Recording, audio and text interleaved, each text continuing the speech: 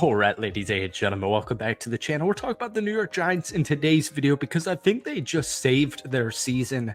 And I'm not talking about Danny Dimes turning into an elite level quarterback or Malik Nabers single-handedly carrying this offense.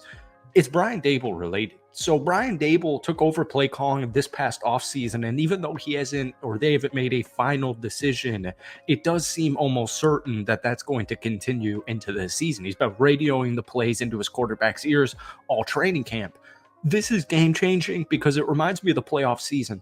Brian Daboll is an offensive minded guy, absolute genius. I think he's a great leader of men, but I think he's got a phenomenal offensive brain.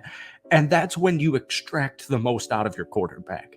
I don't think Daniel Jones is good by any means. I think he's capable of winning a playoff game or two.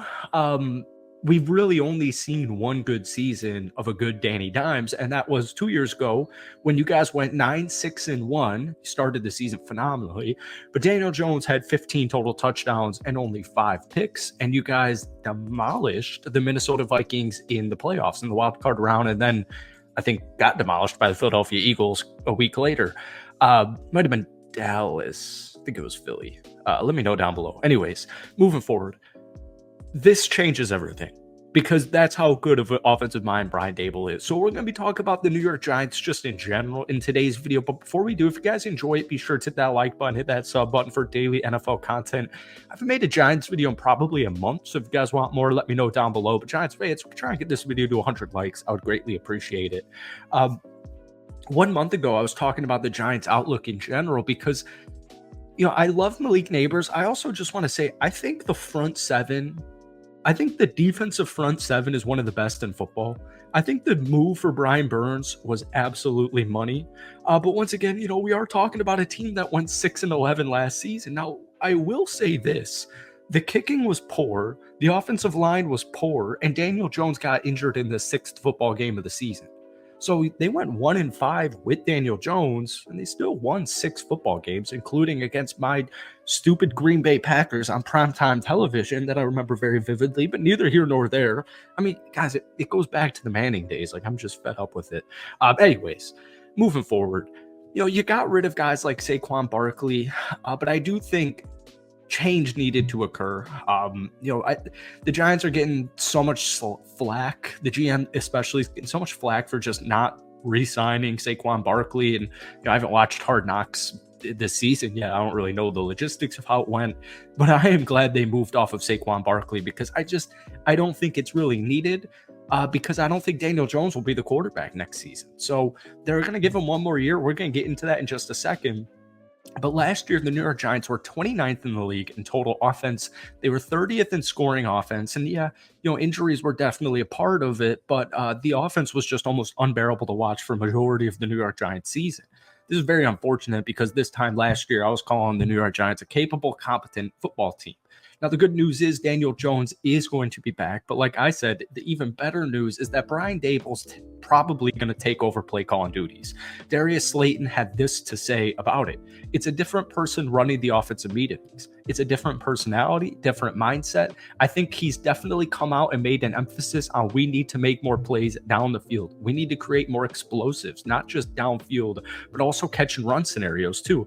And just hearing that come out of his mouth is music to my ears because you got guys like Jalen Hyatt, Wandale Robinson, Isaiah Hodgins. You got a bunch of dudes who can move in open space.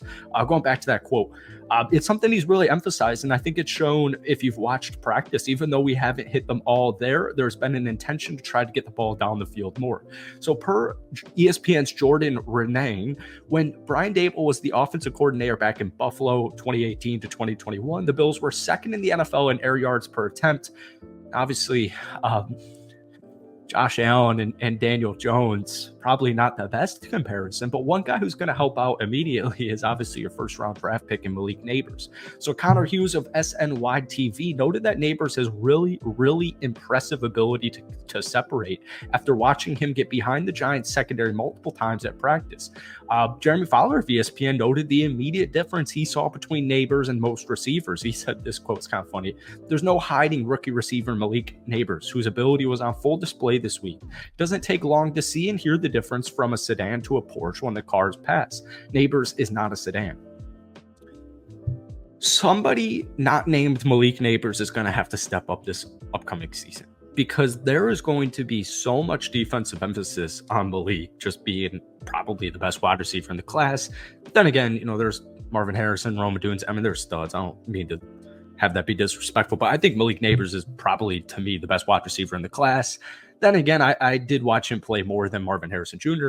Anyways, somebody's going to have to step up. Darius Slayton, pretty reliable, solid veteran wide receiver. But I keep going back every offseason, man. I keep going back to these young, just kind of underappreciated, underrated, but also underperforming wide receivers. And it just sucks because I know Wan'Dale Robinson is a good wide receiver. I know Isaiah Hodgins, Jalen Wyatt, rookie season last year. Like, I'm big on Jalen Hyatt. I think he's going to have a great season this upcoming year. So for me, this upcoming season for New York, I'm just trying to see who's going to be a part of the future. Jalen Hyatt, Malik Nabers, is Eric Gray, the backup running back. I think Devin Singletary is the perfect bridge running back because he's still competent. He's still capable. He did a phenomenal job with the Houston Texans last year. They benched Dameon Pierce about halfway through the season, and Devin Singletary, I know because he was on my fantasy team, he was doing a little bit of everything. He can run, he can block, he can catch. He's a very good, underrated running back in the National Football League. And I just look at these guys like Wan'Dale and Jalen and Eric Gray, Theo Johnson, the new rookie from Penn State, and I'm just thinking, let's see what we have there. The issue is Daniel Jones, he's already 27. He signed a 4-year, $160 million contract last year in March of 2023. Now, the deal does include no guaranteed money beyond the 2024 season, so the Giants could potentially move on from him if he doesn't meet his expectations this upcoming year. Only 6 starts last season in 2023 due to a torn ACL, obviously season ending, but he was really bad before that torn ACL. 1-5 record, the New York Giants were. He was completing 67.5% of his throws. That's really surprising to me. 909 yards, but he had 2 touchdowns and 6 interceptions. I mean, yeah, you have 6 starts and you have 2 passing touchdowns.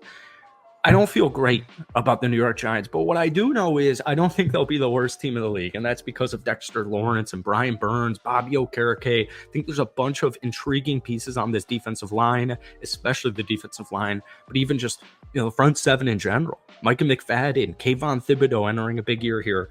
There's talent on the defensive side, so they're going to be competitive like they kind of were in the second half of last season.